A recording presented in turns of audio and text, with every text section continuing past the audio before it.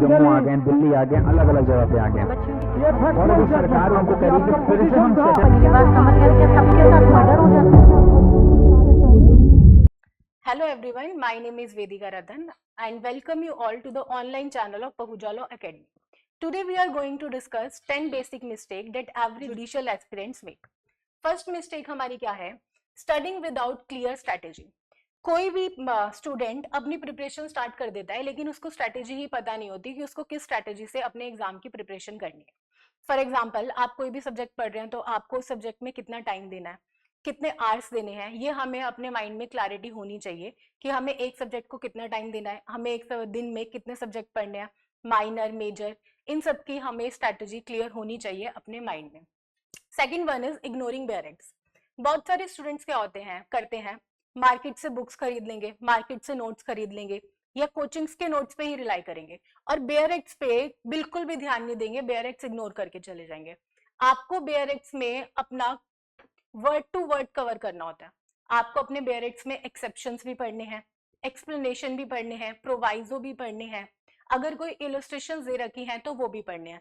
यानी कि आपको अपने हर एक बेयरएक्ट में वर्ड टू वर्ड पढ़ना है और आपको अपना एक बेयरएक्ट कम से कम 5 to 6 टाइम्स पढ़ना है। क्लियर है? आप अपने बेयरएक्ट्स को इग्नोर नहीं कर सकते। Third one is not revising regularly. बहुत सारे एस्पिरेंट्स क्या करते हैं, अपने 5 सब्जेक्ट 6 सब्जेक्ट कवर कर लेंगे लेकिन उनको रिवाइज नहीं करेंगे। तो उसका बेनिफिट क्या होगा? अगर आप रिवाइज नहीं करोगे तो आप रिटेन नहीं कर पाओगे, अगर आप रिटेन ही नहीं कर पाओगे तो आपका उन सब्जेक्ट्स को पढ़ने का कोई बेनिफिट नहीं होगा। इसलिए रिवीजन करना बहुत ज्यादा इंपॉर्टेंट है। आपको वीक में अपना कोई भी 1 या 2 डे डिसाइड करना होगा जिसमें सिर्फ आप रिवीजन करें। For example, Monday to Saturday आप अपना कोई भी सब्जेक्ट पढ़ो, एक सब्जेक्ट 2 सब्जेक्ट, और संडे को आप उस सब्जेक्ट का रिवीजन करो कि आपने मंडे टू सैटरडे पढ़ा क्या। मंडे टू सैटरडे आप अपना पढ़ाई के लिए रखो और संडे सिर्फ आपको रिवीजन करना है। या आप रिवीजन 2 दिन भी कर सकते हो, वेडनेसडे करो या संडे करो। यानी कि या तो एक दिन आपको रिवीजन के लिए रखना है वीक में, या एक नहीं तो 2 दिन तो आपको रखनी है। ठीक है? फॉर बेटर रिवीजन आपको 2 दिन रिवीजन के लिए रखने चाहिए। ठीक है? Fourth one is ignoring mains answer writing. Judiciary is all about 3 stages: preliminary, mains and interview.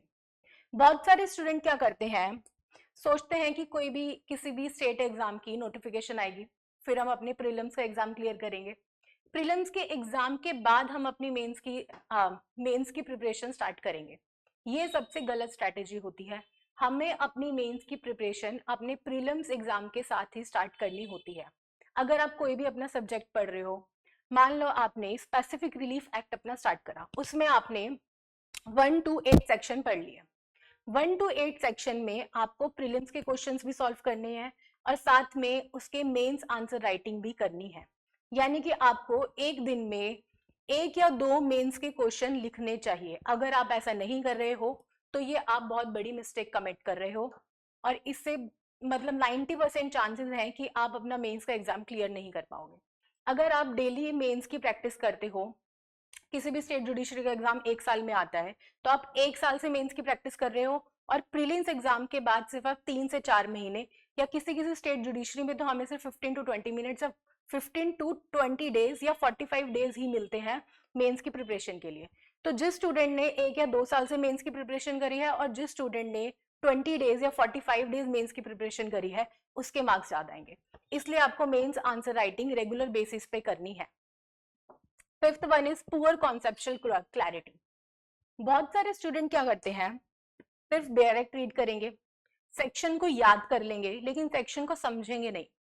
Section को समझना, उसकी कॉन्सेप्चुअल क्लैरिटी होना बहुत ज्यादा इंपॉर्टेंट है, क्योंकि अब बहुत सारे जुडिशरी एग्जाम में सिर्फ मेंस में नहीं, प्रीलिम्स में भी कॉन्सेप्चुअल क्वेश्चन पूछे जाते हैं, प्रैक्टिकल क्वेश्चन पूछे जाते हैं। बहुत सारे क्वेश्चंस में ऐसा भी होता है कि इंटरलिंक होता है, सीपीसी और लिमिटेशन का मिक्स क्वेश्चन आ जाएगा, या एसआरए या सीपीसी का मिक्स क्वेश्चन आ जाएगा। इसलिए हमें इंटरलिंक पता होना चाहिए। उस इंटरलिंक के लिए हमारी कॉन्सेप्चुअल क्लैरिटी होना बहुत ज्यादा इंपॉर्टेंट है। अगर हमारी कॉन्सेप्चुअल क्लैरिटी अच्छी नहीं है तो हमारे 90% चांसेस हैं कि हम प्री का एग्जाम तो एक बारी को क्लियर कर लें लेकिन मेंस का एग्जामिनेशन हम क्लियर नहीं कर पाएंगे। क्लियर है? इसलिए हमारी कॉन्सेप्चुअल क्लैरिटी होना बहुत ज्यादा इंपॉर्टेंट है। Sixth one is neglecting current affairs and GK.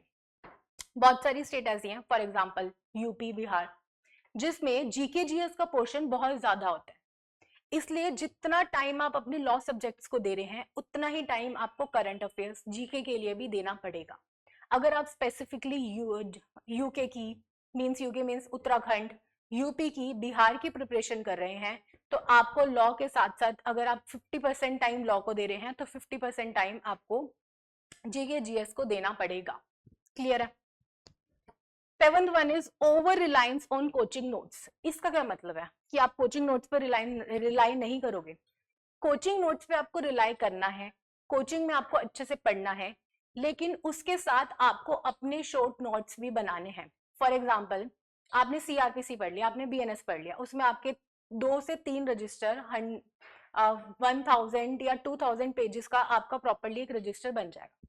अब एग्जाम के टाइम पे जब आप कोई भी नोटिफिकेशन आता है, हमारे पास 1 मंथ का टाइम होता है या ज्यादा से ज्यादा 2 मंथ्स का टाइम होता है, तो आप उस 1 मंथ में 2 मंथ्स में 1000 पेजेस के नोट्स कैसे पढ़ोगे।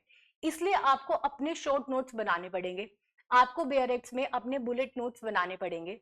इसलिए आपको कोचिंग के नोट्स के साथ साथ अपने नोट्स भी बनाने चाहिए। उन नोट्स को शॉर्ट्स में बनाओ, बेयरेक्ट में बुलेट पॉइंट्स लिखो, तब भी कोई एग्जाम आए तो आपको पढ़ने में आसानी रहे, आपको रिवीजन करने में आसानी रहे। क्लियर है? 8th one is ignoring language paper.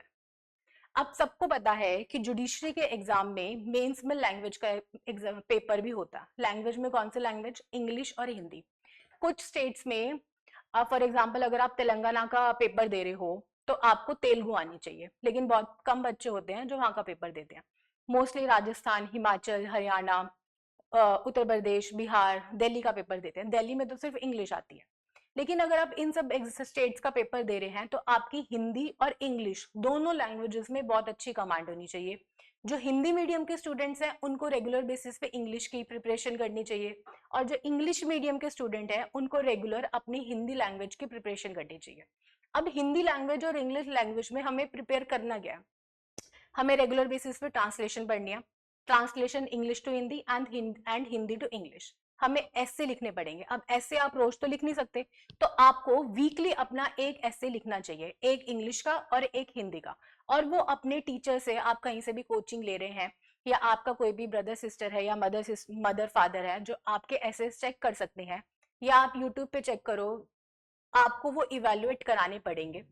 अपना वीक में एक ऐसे लिखिए, एक इंग्लिश का एक हिंदी का, उसको इवेल्युएट कराइए। और ट्रांसलेशन की प्रैक्टिस आपको डेली करनी है 20 मिनट्स, 20 या 15 मिनट्स, इससे ज्यादा आपको ट्रांसलेशन पे टाइम नहीं देना है। विद इन 5 to 6 मंथ्स आपको पता लगेगा कि आपकी ट्रांसलेशन में कितनी ज्यादा इंप्रूवमेंट हो गई है। फिर जब भी कोई भी स्टेट की नोटिफिकेशन आती है तो आपको ट्रांसलेशन में कोई किसी भी तरीके की प्रॉब्लम नहीं होगी। क्लियर है? 9th one is not managing stress और बर्नआउट। बहुत सारे स्टूडेंट्स क्या करते हैं, टाइम मैनेजमेंट नहीं करते, और फिर जब एग्जाम आता है तो स्ट्रेस में आ जाते हैं और उस स्ट्रेस में उनका एग्जाम खराब हो जाता है। इसलिए हर स्टूडेंट को अपना टाइम टेबल बनाना चाहिए। अब हम टाइम टेबल बनाते हैं, वो फॉलो तो नहीं कर पाते, तो टाइम टेबल अब 2 महीने का 3 महीने का तो नहीं बनाओगे। आपको पर डे के अकॉर्डिंग अपना टाइम टेबल बनाना चाहिए कि इस दिन हमने ये टॉपिक कवर करने हैं, सीपीसी के 10 सेक्शन पढ़ने हैं, हिंदू लॉ के 5 सेक्शन पढ़ने हैं, इंग्लिश का इतना पोर्शन पढ़ना है, हिंदी का इतना पोर्शन पढ़ना है, करंट अफेयर्स का इतना पढ़ना है। आपका डेली टारगेट होना चाहिए कि हमें डेली के बेसिस पे इतना करना है। आंसर राइटिंग की प्रैक्टिस डेली करो, ट्रांसलेशन की प्रैक्टिस डेली करो, और डेली एक माइनर और एक मेजर सब्जेक्ट पढ़ो। क्लियर है? Third next one is comparing with others.